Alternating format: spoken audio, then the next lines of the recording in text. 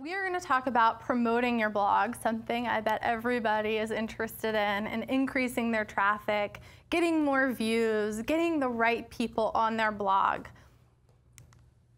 So if you don't already know this, blogging rocks. It gives you an inexpensive way to share your work, story, and creations with the world. And you're not limited by where you live, how much money you have, or who you know. We all have the same playing field. We all have this online space that's ours, that we can make whatever we want of it. But it won't work to just build it and expect them to come. There's too much noise going on online. There's too many blogs. You have to get your stuff in front of your ideal reader and get them onto your blog. So we're going to talk about ways to do that. First, you need a marketing plan. You've got to have one. You have to figure out, how am I going to promote my blog? How am I going to get it in front of my ideal reader? You have to set aside time for marketing and promotion. So I know that some people are already feeling overwhelmed by the amount of time that they have to put into their blog to make it what they want it to be. But there does have to be some time set aside for marketing and promotion. Obviously, this shouldn't be the majority of the time. Hopefully, it will be a percentage of the time so that you're not spending all your time on marketing. That's another thing that some people will tell me, is that now I have no more time for creating. I have no more time for blogging because I'm spending all my time on marketing. So we don't want either of those things to happen. But you do need to have a marketing plan, unless you're cool with just your mom reading your blog. And if that's the case, then so be it. That's awesome. First thing that I want to kind of get out of the way, because I don't love, is SEO, search engine optimization. So basically how you rank on search engines like Google. I use a plugin called Scribe so that I don't have to think too much about this stuff. The SEO stuff for me isn't really that fun, and I don't enjoy it. And I like to do the least amount of work while still paying attention to SEO as much as I can. So what counts? Your keywords, what you want to be known for when people search for you. So somebody goes to Google and they search for newborn photographer in such and such area. So you want to be found if you're a newborn photographer in that area. So you want to rank high. Or whatever it is that's your specific business, what you do. You want to be found on as high up as possible, because lots of people don't scroll through page after page after page after page. So I suggest using some sort of plugin for this if you're on WordPress. You can use Scribe, you can use other ones. There's like all-in-one SEO pack. That's another one. I believe that one's free. I used that one for a while. And you just want to pay attention to your keywords. Also, things that help: user engagement, referral traffic from websites and social media. So how many people are talking about you? How many people are linking to you? And what's the size of those blogs and websites? So the more popular they are, if they're linking to you, the better. The more it's going to help your SEO. So high quality features and guest posts. Those things are all going to help you get a higher rank on Google. So if you guys have any questions about SEO, you can definitely ask, but I may not know. What is Scribe, or the other one, what is it actually doing? What is it doing for you that you're not having to do? Okay, so Scribe, basically, it walks me through every step I need to do. It will tell me, like, this is 76% optimized. You could do this, this, and this to make it better. For the blog post For the blog post itself. Yes, for each individual blog post. So it will say, these are the keywords that are coming up for this blog post. Do you want to be ranking for these keywords? It kind of walks you step by step through that process, and it tells you the exact things you can do to make it better. So it looks at it, kind of scrolls through it, and says, either you need more content because there are too many pictures based on how much text, or whatever it is that Google doesn't like, it kind of tells you. Did you have a question? No? Okay. Any other questions on SEO? Well, is there other tools that aren't related to, because I don't have a WordPress site, so I don't think I can do a plugin. So I can add keywords, and I do add keywords. Am I just doing it manually? Is that what's going on right now? Yeah. Okay. Yeah. Yeah. So, and you're doing your best guess, right? So you're... Well, I'm doing it based on what I'm writing about. Yeah. And if there's something that I know in the article I didn't use that word, but I know it is still that, then so that it's still searchable. Yeah. So you are thinking about it. Okay. But you don't base your post on SEO? Do you base your post on keywords, or do you write what you want to write and then try to...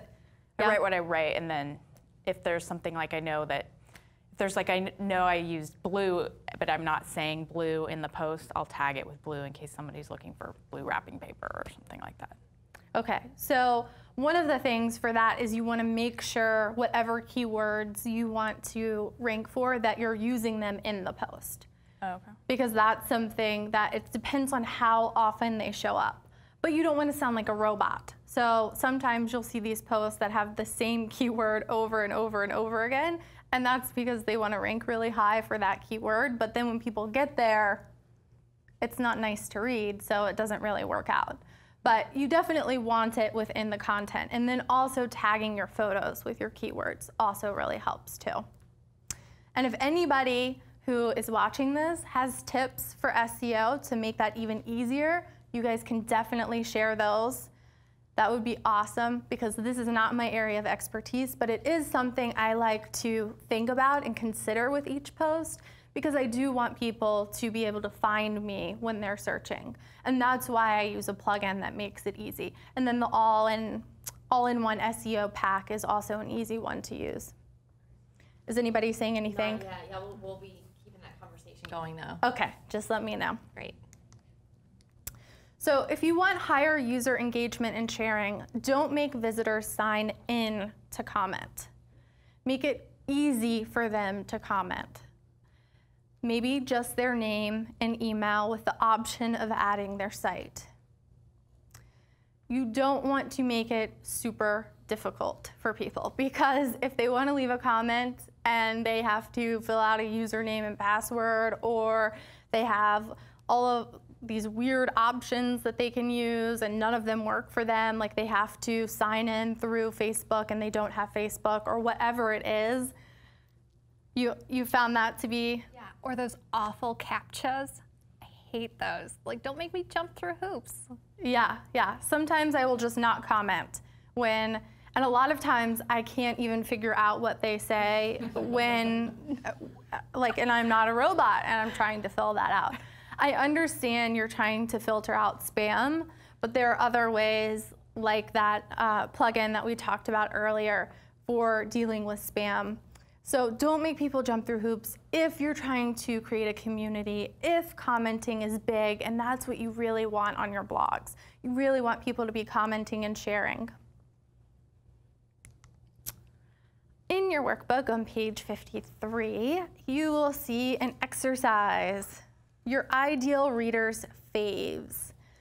And what you're going to do is make a list of the blogs and websites that your ideal customer regularly visits and reads. Then you're also going to list some magazines.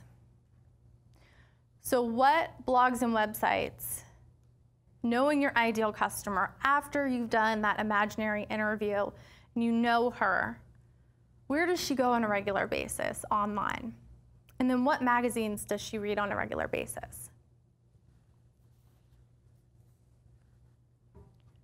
I know for Blacksburg Belle that my ideal reader, she often reads the Biz Ladies posts on Design Sponge. So that is somewhere that I targeted for a guest post.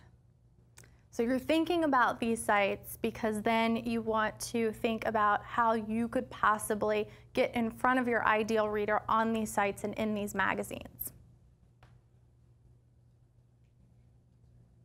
So list all the ones that come to mind. Brainstorm as many as possible, and you can always come back to this later. This is a list that you're going to keep adding to on a regular basis. So this isn't a, we do this right now and that's it, because once you come across more of these sites, just add them to your list. And then another trick is looking at these sites and seeing where they link to and see what other sites they talk about, and then you can figure out even more blogs and websites to add to your list. You want to get featured on them because then they'll know about you. And then they'll come to your blog, hopefully, and sign up for your email newsletter or start following your blog or follow you on social media and get to know you better. Your goal is to try to land guest posts, interviews, or features on as many of those places as possible.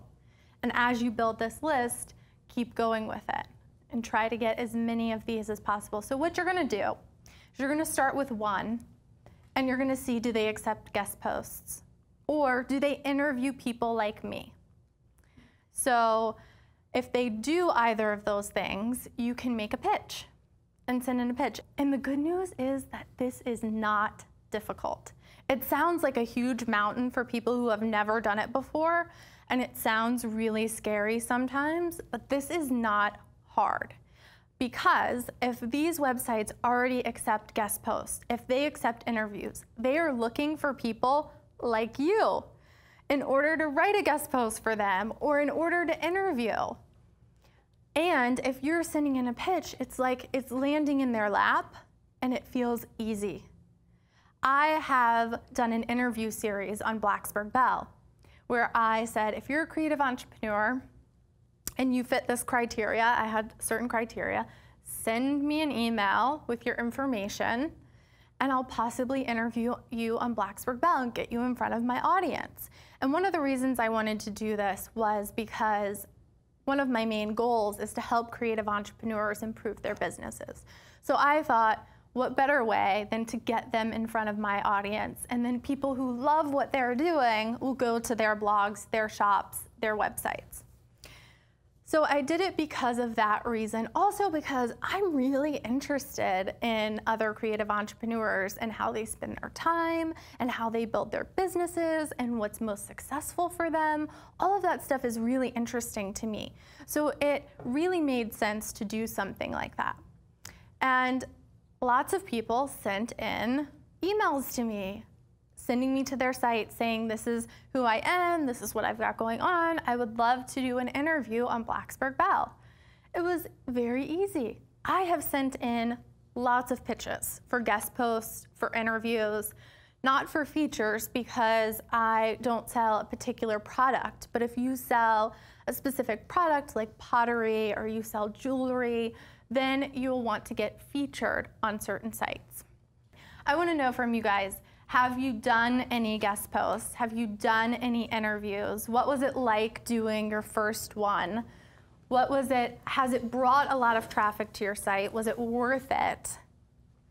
I know Sage has, so I'm going to put you on the spot. Tell us about it. Yeah, doing guest posts or doing interviews is a total game changer.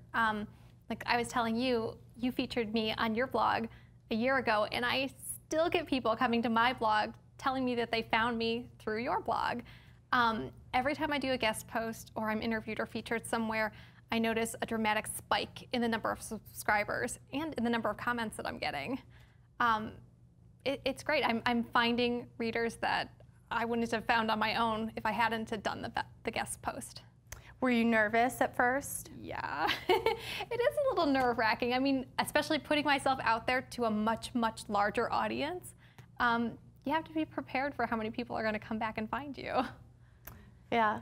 Were you nervous about getting a no, about somebody saying, no, this isn't the right fit for my site? I've gotten no's.